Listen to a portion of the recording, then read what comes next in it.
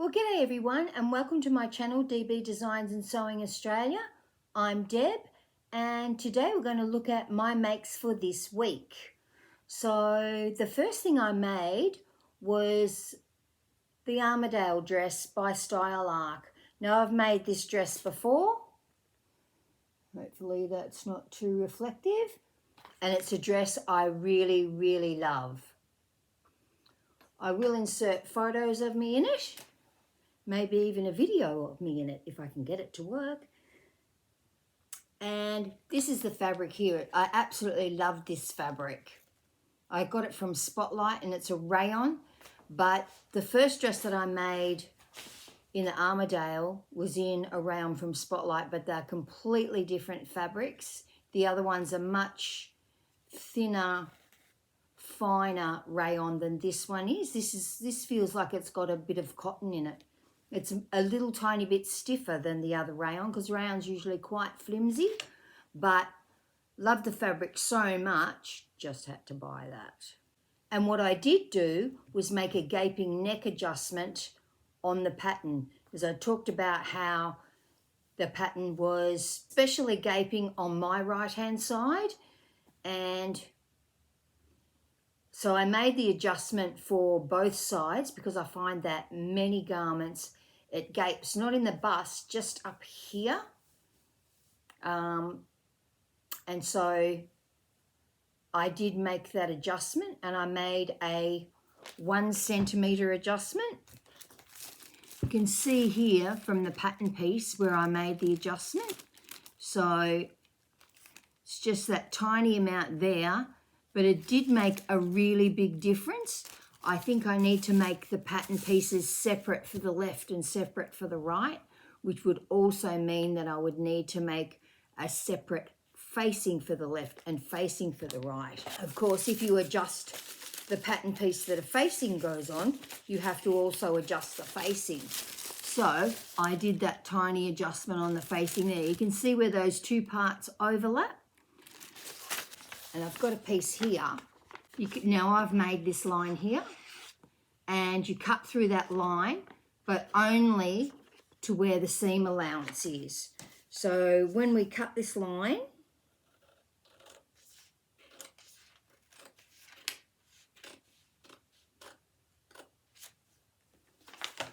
you then end up with a piece that looks like that, and you can actually overlap it to the amount that you want it to overlap.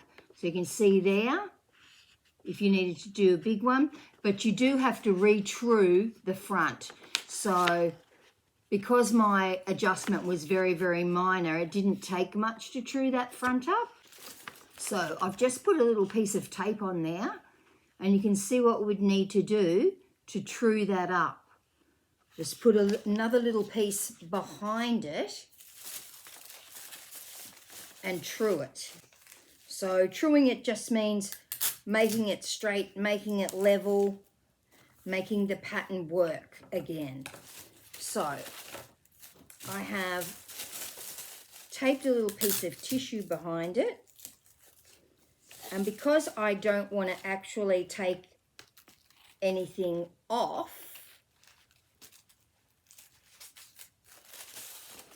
this pattern, because I don't want it to be wider across the front than it already is. You can see there, I've added this piece of tissue on here. That is supposed to be level.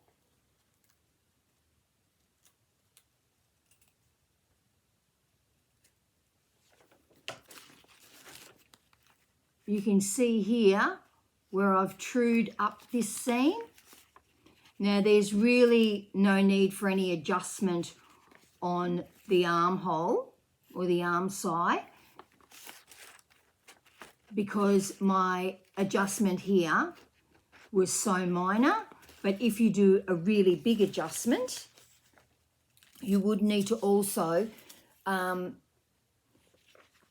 you actually pivot it so that it would actually open the armhole up a little bit more. So then you've got to true the armhole. I think in my actual pattern, it did have probably a couple of millimeters. I stuck a piece of tissue behind that and trued that up as well, but it really was not going to make any difference. And as you ease that sleeve into the armhole, it really didn't need any adjustment whatsoever. And this is the facing that I'd adjust, and you need to make sure that you make the adjustment absolutely identical. And then once you've taped that, trued it up, then you would need to put that up against your pattern piece and make sure they match exactly, because really your facing is just a narrower version of your bodice in this case. So that's how I did my, I'm going to call it a gaping neck adjustment. And it actually made the bodice much tighter and a little bit higher, which was much better if I'm going to be wearing it to work. I'll be putting photos in, but I can still see that on this right-hand side, there's still a tiny bit more that would need to be taken out. So what I would need to do is use this bodice piece that I've made for my left-hand side and make a new bodice piece for my right-hand side and take a tiny bit more out. And that should assist with the gaping on the right-hand side. I've eliminated the overall gaping in the front, and I was able to bring the buttonholes up much higher, and I did that just by crossing them over up higher. You can see from all the photos. But overall, very, very happy with this dress. I love the Armadale dress. It's very easy to wear. It has pockets, and so I'm thrilled with that dress. Now, the next thing I made was the Lola dress by Forget Me Not Patterns. And I actually did the sleeve expansion. So I made the scoop neck, but as the dress with the little ruffly sleeve. Now I made this in my fabric from the Amore box, the Amore Bespoke box from the Dahlia Sewciety. So that was last month, February's box. And the fabric is just beautiful. Absolutely beautiful. Now, even though I wear a petticoat or a slip under it, I didn't put pockets on it because I didn't want you to be able to see the pockets through the dress. So I didn't do the pockets, and I actually made size 40 in this, hoping it wasn't going to be too small, and it's not too small at all. So even though it's called a scoop neck, and when you look at the photo, it looks like it is really, really scooped. It's actually not really that shape. I'll keep on inserting photos so you can see. It's actually still quite a wide neck. And it has this beautiful little ruffle on the back. There's the ruffle. You just got to make sure you don't get that caught into, well, what would be your side seam if you weren't putting the ruffles on, or your sleeve seam if you were putting the ruffles on. So that actually is separate, that piece of ruffle. And they're all just double turned and hemmed. So a very easy make, very, very easy make, and a quick make. And the neck, they give you for the boat neck style, because I think the other style is called boat neck style. They wanted you to use like purchase bias binding or bias binding that you've obviously made yourself. But with the scoop neck, they give you a piece, well, they give you a pattern piece that is, basically it is a piece of bias binding, just a piece of fabric cut on the bias, and you insert that into the neck, and it actually gives for a really nice clean finish. It's got top stitching on the other side. When your thread matches it, really, you can't really see the top stitching at all. But a very nice dress. I'll insert lots of photos. And forget-me-not patterns. And I believe they are from New Zealand. Doesn't say. I think they are from New Zealand, and they're a small pattern company that hasn't started up all that long ago, maybe only a couple of years. And this is a great pattern. And when I looked on their site, they've got a lot of lovely patterns on there. So that's one to remember. I had not heard of them before until I got the Bespoke box, and you got 20% off a pattern. And I really loved Kristen made this dress, but she made it with the boat neck. And I don't think she made it with the ruffle sleeve either. You can see I've got photos of it with the tie belt and without the tie belt. I much prefer it pulled in a bit with the tie belt. Just gives you a bit of shape, but very nice pattern and very nice fabric. What I'm wearing today, I'm just wearing some ready-to-wear jeans. Actually, they're my husband's jeans and he was throwing them away, so I took them. And this is the Aberdeen top by Seamworks. And it's in a Jocelyn Proust rayon spandex, which is really quite a clingy fabric. It's a nice pattern, a little bit bat wingy. It's got these very deep cuffs. Those cuffs go up to there. So you could turn it over, I suppose, if you wanted to. I quite like this length sleeve. I know it's annoying to some people, but I really like it. I don't like sleeves that are too long because I'm short. Lots of times sleeves tend to be really long. And I prefer a 3/4 length sleeve, and that way your cuffs don't get dirty off your desk and your keyboard at work as well. So what I've got in the pipeline for this week is using this fabric and making this boiler suit. So I call it a boiler suit, probably called a jumpsuit, probably called tradies overalls. Who knows what it's called? What do they call it? Oh, they've called it a jumpsuit. Romper and jumpsuit. I guess the short leg ones are called rompers and the long leg ones are called jumpsuit. But I am going to attempt to make this one, the entire one, same as what this lady's wearing in the big photo. So that's F. And it looks like it's got everything. You can see F. Whoops. F down there has got front pockets, back pockets, breast pockets. It's got some weird tab things on the shoulders. Oh no, that's just part of the yoke. So I've got heaps of fabric, so I probably won't cut it all out at once. I might try and cut it so I've cut the pants, make sure they fit. Then cut the top, make sure that fits. Then really measure out the sleeve and make sure I don't need a bias adjustment. Now I shouldn't have gaping in the neck with this because it's a button-up top part. Not sure how you get into this. Oh, it's got a fly.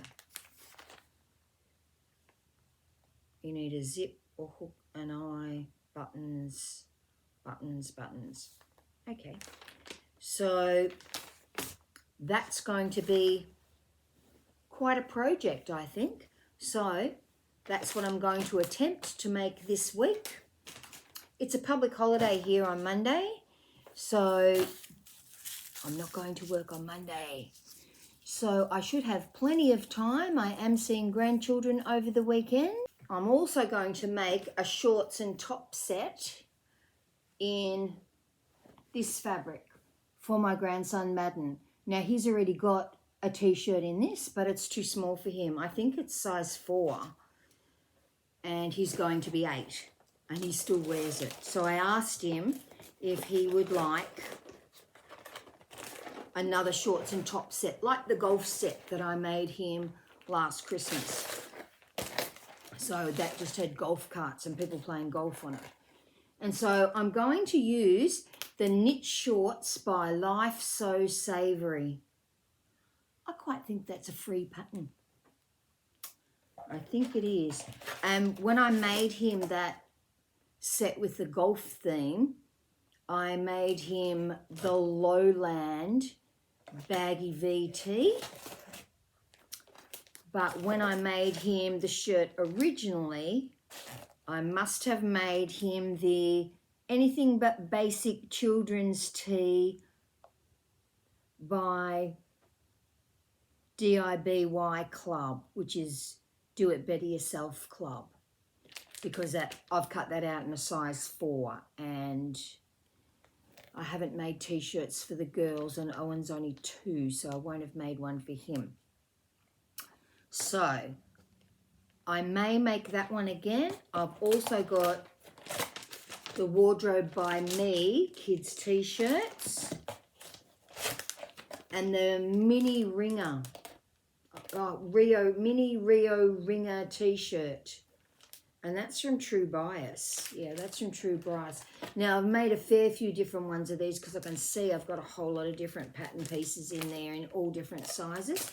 But I honestly won't have anything cut out in a 7. So I will have to retrace that pattern in a 7 to make that for him. So I am going to make this for him because I see him wearing this t-shirt all the time and it is really way too small. And when I asked him why you're wearing that t-shirt, he said, because I like it. So that's always good to know. That's washed and ready to go. Magically, I have not bought any fabric this week.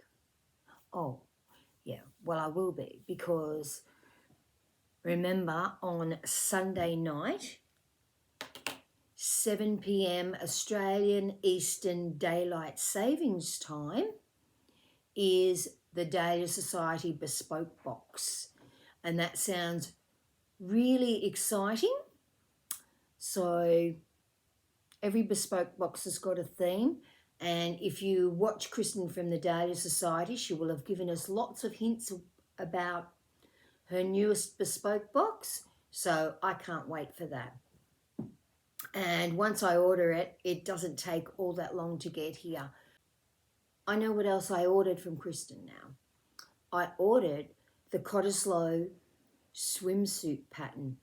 So after I saw Kristen had made her own bathers, I thought, you know what? I'm going to try and make some bathers. I do usually wear bathers with underwire in them, but I'm going to see how structured I can get that without putting underwire in it. You can always put underwire in. You can insert that into it. I have made a bra before. Wasn't all that happy with it. I think you'd probably have to make 8 or 10 bras to get the fit perfect. But I thought I would give making bathers a go. So might be one of my winter projects is to get some bathers made. And that's all for me this week. I'm going to go and enjoy my long weekend and hopefully I'm back next week with a jumpsuit or a boiler suit. Hopefully that works out. I hope the fabric's not too thin and I hope I just don't look like a fat cow in it, but you know, can only try these things. I didn't really buy any fabric, but what I did buy was the Spencer woven pant pattern by Style Arc. That just looks like a fabulous pattern. And I've got some fabric that I wanted to make it up in. I'll show it to you. I haven't even printed out the pattern and I've got the fabric in a box. Now, this is some Italian suiting and it's in a very dark bottle green. And I had used this fabric before. I have had this fabric for more than 20 years. So over 20 years ago, I made a pair of high-waisted pants with a back zip. Must have had one pleat each side in the front, no pleats in the back, darts in the back. And that fabric just looked so good all of the time. When I saw that new pant pattern by Style Arc, I thought that would be really good for me. I don't want anything that's got too many pleats or anything like that in it. Like I think there are some new pant patterns out, but they've seem to have a lot of fabric going on around the middle, and that's not really me with pants. I sort of wear tighter fitting things than that, and I really wanted something to use this fabric in. I measured up this fabric because, of course, because I've cut things out of it before, I thought, I don't know if I've got that much left. But in fact, I've got what equates to 3 meters, but in bits and pieces. So I cannot wait to make those pants. I haven't had I might get the pattern printed for me. Now, if I've got enough of that fabric left, I will make the birch vest by Paper Scout Patterns. So that is that vest pattern. Because I was thinking you would actually only need to have enough for the front panels. You could make the back out of satin panels or whatever you're making the lining in. There's some beautiful linings around. So you know how sometimes a vest has got a satin back? I could do that if I don't have enough of this really nice fabric left. So that's another project that I'm going to do.